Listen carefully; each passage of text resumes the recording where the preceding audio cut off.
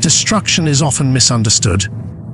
People flinch at the idea of tearing something down, as if the collapse of a structure, physical, emotional, or ideological, signifies failure. But destruction is not an end, it is a doorway. It is the deliberate clearing of space so that what must grow can finally emerge. When something in your life restrains your potential, you do not negotiate with it, reason with it, or patch it with hopeful intentions.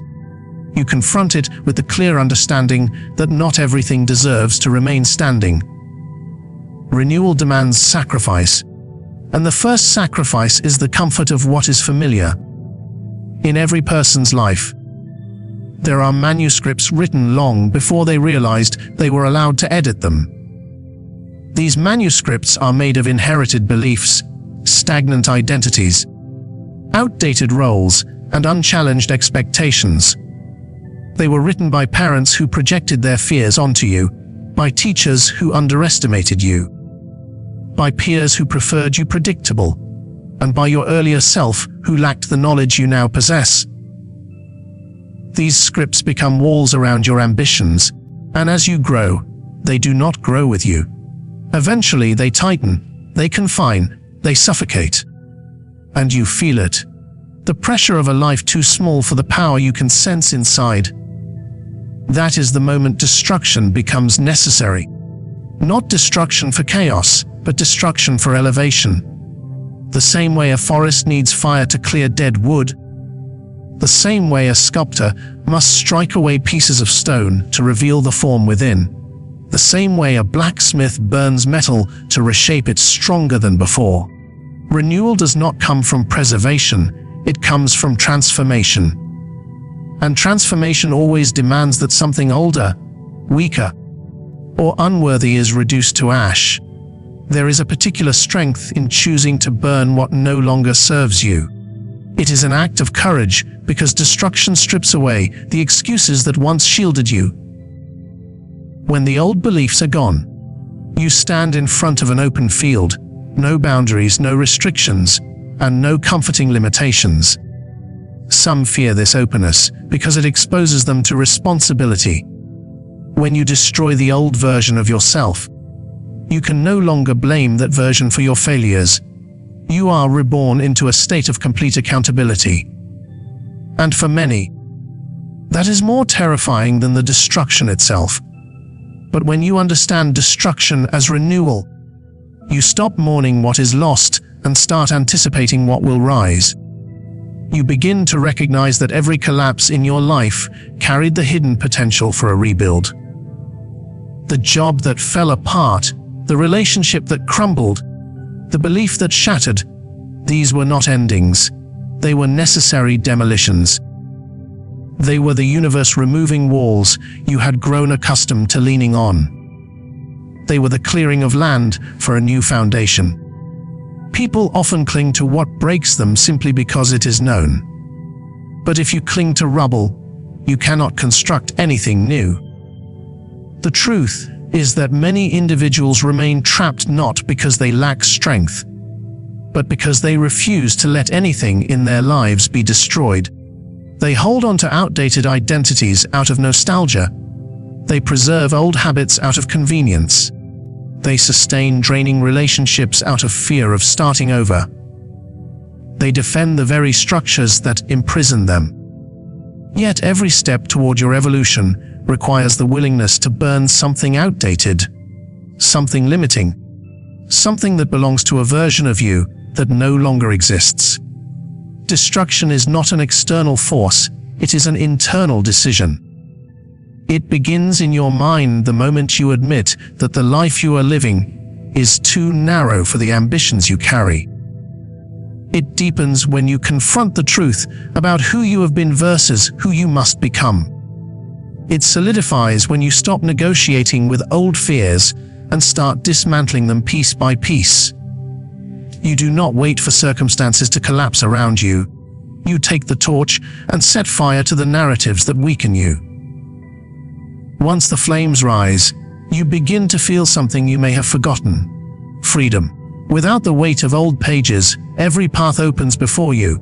Choices expand, possibilities multiply.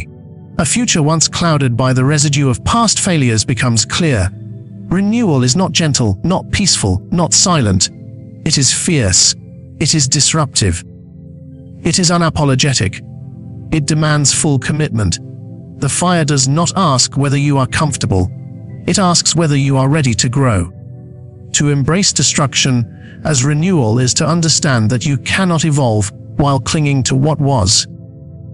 You cannot step into greater power while dragging the remnants of old weakness. You cannot write a new story while protecting the old manuscript from flames.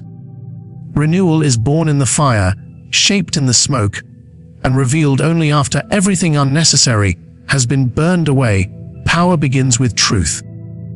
But not the soft truth people offer to themselves to stay comfortable. Real power rises only when you strip away every illusion you've built to protect your ego. Ruthless self. Honesty is the blade that cuts through the lies you've practiced so long that you mistake them for identity. It is the discipline of standing in front of the mirror without flinching, without explaining, without justifying. Most people never do this. And so they remain weak. Not because they lack talent or ambition, but because they refuse to expose themselves to the raw truth of their own limitations. To be ruthlessly honest with yourself is to look directly at the gap between who you pretend to be and who you actually are. It means acknowledging the habits you've excused, the opportunities you've wasted, the fears you've disguised as caution, and the potential you've buried under distractions. This kind of honesty is brutal because it leaves you with no place to hide. You cannot blame luck, or fate, or other people. You cannot wear the comforting narratives that make failure seem noble. You must admit that the obstacles in your path are often the ones you've placed there yourself. People are terrified of this kind of truth because it dismantles the image they've spent years constructing. They cling to illusions of competence, of discipline, of courage, hoping these illusions will one day become reality. But illusions do not transform you. Only confrontation does. When you examine your life without filters, you see exactly where you are weak, inconsistent, or undisciplined. And while this revelation may sting, it also becomes the starting point of power. You cannot strengthen a muscle you refuse to acknowledge. You cannot correct a flaw you pretend does not exist. You cannot rise above your circumstances while lying to yourself about your own contribution to them. Ruthless self-honesty forces you to study your failures not with emotional attachment, but with cold analysis. Instead of saying, "I tried," you ask, "Did I truly give everything?" Instead of saying, "I didn't have time," you ask, "What did I choose instead?" Instead of saying, "People held me back," you ask, "Where did I allow myself to be controlled?" This level of honesty turns excuses into data and data into leverage. It transforms setbacks into information that can be used to sharpen your strategies. Weak individuals see failure as personal. Strong individuals see failure as instruction. This honesty also requires you to confront your motivations. Many claim they want success, but their actions show a preference for comfort. Many speak of discipline, yet build lives that invite distraction. Many claim to value growth, but avoid anything that threatens their pride.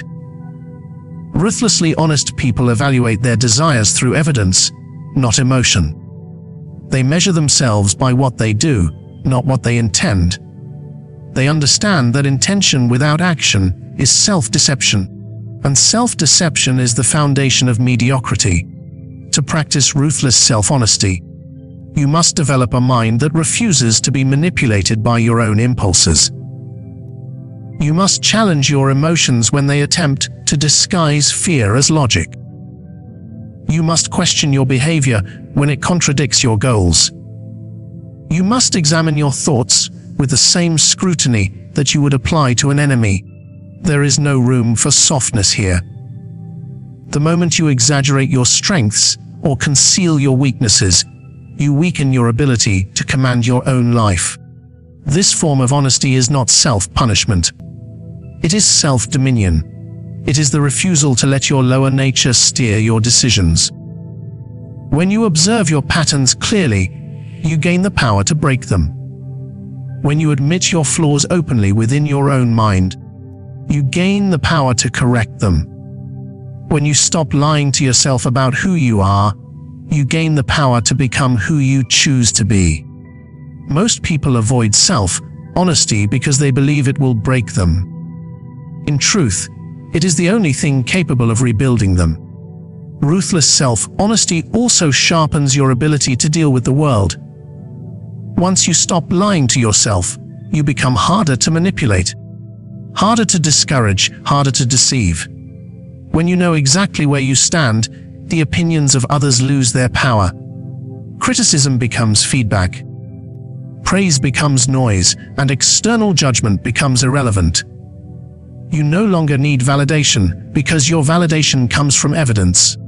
The choices you make, the habits you uphold, the progress you produce. This is the root of quiet confidence. The kind that does not shout, does not boast, and does not beg for approval. When you build your power on ruthless self-honesty, you create an internal foundation that cannot be shaken by circumstance. You stop playing the role of the victim because you recognize the areas where you have control. You stop waiting for perfect conditions because you understand that progress depends on discipline, not luck. You stop protecting your ego because you realize your ego has never protected you. You rise not by pretending to be strong, but by confronting every weakness with the determination to eliminate it. Every life is shaped by a story. But not everyone is the author of their own. Most people move through the world carrying narratives handed to them by family, society, circumstance, or their own unexamined fears. These narratives dictate how they behave, what they believe they can achieve, and how they interpret their failures. The tragedy is that many never question where these narratives came from. They simply accept them, recite them, and allow them to determine the boundaries of their existence.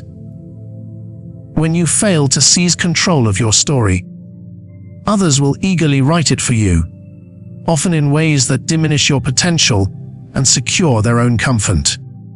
To control your narrative is to reclaim the authority over your identity, your choices, and your destiny. It is not merely about revising the story you tell others, but more importantly, the story you tell yourself. Because the internal narrative is the one that shapes your courage, your ambition, and your resilience. If that internal voice whispers limitations, you will live according to them. If it repeats borrowed doubts, you will shrink into them. If it echoes someone else's judgment, you will obey it without realizing it was never your own opinion. There is tremendous power in recognizing that your narrative is not fixed. It is not a historical record. It is not a prison sentence. It is malleable, rewritable, and fully within your control once you decide to take ownership. But ownership requires awareness. You must first identify the voices that have been writing your story without permission. Perhaps it was the voice of a parent who taught you to fear risk. Perhaps the voice of peers who preferred you predictable. Perhaps the voice of a culture that demanded conformity. Perhaps the voice of past failures whispering that you should never attempt something greater again. Whoever these authors were, their influence persists only because you have never challenged their authority. Narratives are powerful because they give meaning to events. Two individuals can experience the same setback, but what separates the strong from the weak is the interpretation. One sees it as humiliation, the other as instruction. One as confirmation of inadequacy, the other as proof of resilience. This difference arises from narrative control. If you allow the world to define what your failures mean, they will define you as unworthy, incapable, or unlucky. If you control the narrative, every setback becomes part of a larger arc of growth, sharpening your ambition rather than weakening it. People who control their narrative shape perceptions deliberately. They understand that identity is not discovered, it is constructed. They decide how they present themselves, how they speak of their goals, how they respond to adversity, and how they position their story in the minds of others. They do not wait for validation, they declare their intent. They do not hide from their past, they reinterpret it. They do not allow criticism to overwrite their self-image. They refine their strategy and continue forward. When you control your narrative, you are no longer governed by external expectations. You become the architect of your reputation and the sovereign of your progress. But narrative control is not about fabricating illusions. It is not about pretending to be more than you are.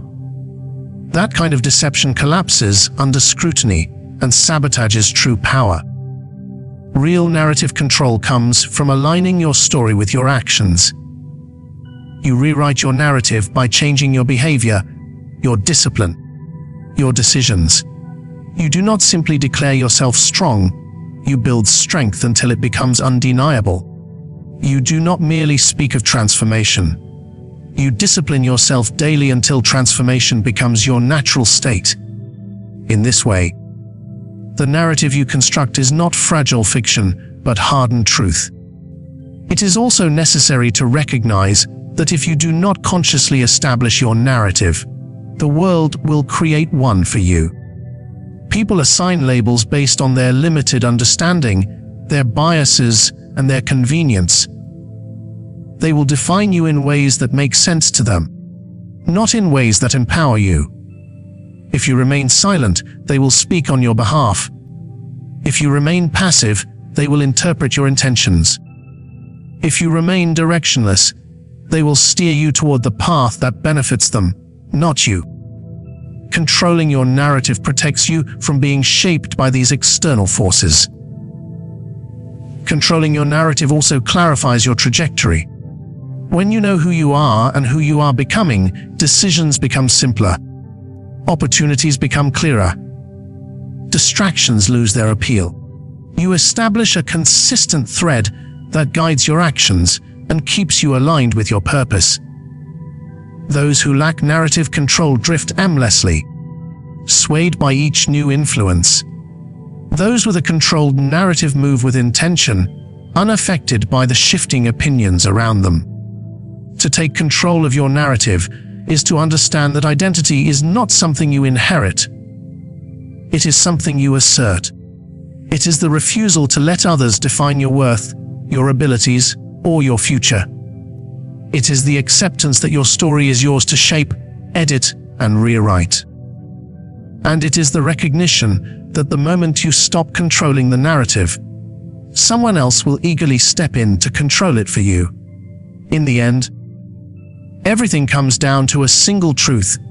You are not bound to the life you inherited, the identity you were given, or the beliefs you once obeyed. Destruction becomes the first act of liberation, burning the pages that no longer define you, clearing the ground so a stronger version of yourself can take form. Ruthless self, honesty sharpens you, stripping away illusion until nothing remains but the truth of who you are and who you must become. And when the fire has cleared and the truth has been faced, you step into the final responsibility, to seize control of your narrative before someone else shapes it in their image. This is the path of transformation. Not gentle, not convenient, not comfortable.